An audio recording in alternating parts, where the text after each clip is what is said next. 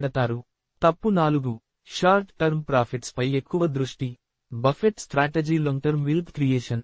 కానీ చాలామంది చిన్న గెలుపు కోసం పెద్ద అవకాశం కోల్పోతారు. తప్పు 5 కరెక్ట్ రీసెర్చ్ లేకుండా ఇన్వెస్ట్ చేయడం. చాలా మంది రీసెర్చ్ చేయకుండా న్యూస్ లేదా స్నేహితుల మాట విని ఇన్వెస్ట్ చేస్తారు.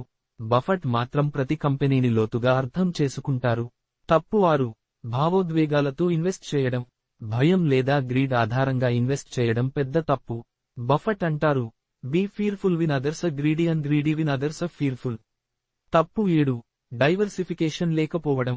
అన్ని ఎగ్స్ ఒక బస్కెట్లో వేయడం ముప్పు. బఫెట్ సెలెక్టివ్ గా ఇన్వెస్ట్ చేస్తారు కానీ ఆయనకు డీప్ కన్విక్షన్ ఉంటుంది. తప్పు 8 లెవరేజ్ అప్పు తీసుకుని ఇన్వెస్ట్ చేయడం. లెవరేజ్ చాలా రిస్క్. బఫెట్ అప్పు తీసుకుని ఇన్వెస్ట్ చేయడం మానుకోవాలని సలహా ఇస్తారు. తప్పు 9 పేషెన్స్ లేకపోవడం. బఫెట్ విజయానికి పేషెన్స్ ప్రధాన కారణం. చాలా మంది అంపేషెంట్ గా స్టాక్ విక్రయిస్తారు.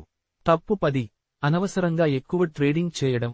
ట్రేడింగ్ ఫ్రీక్వెన్సీ పెంచితే బ్రోకరేజ్ ట్యాక్స్ ఎక్కువ అవుతుంది. బఫెట్ అంటారు, ఎక్కువగా బై మరియు హోల్డ్ చేయాలి. తప్పు 11 కాంపౌండింగ్ శక్తిని అర్థం చేసుకోకపోవడం. బఫెట్ ఫార్చ్యూన్స్ కాంపౌండింగ్ ద్వారానే పెరిగాయి. కానీ చాలామంది కాంపౌండింగ్ కు సమయం ఇవ్వరు.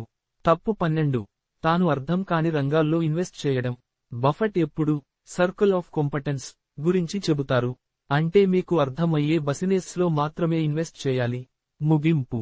ఇలా వారన్ బఫెట్ చెబుతున్న 12 తప్పులను మనం తప్పించుకుంటే లాంగ్ టర్మ్ లో గొప్ప రిటర్న్స్ పొందవచ్చు.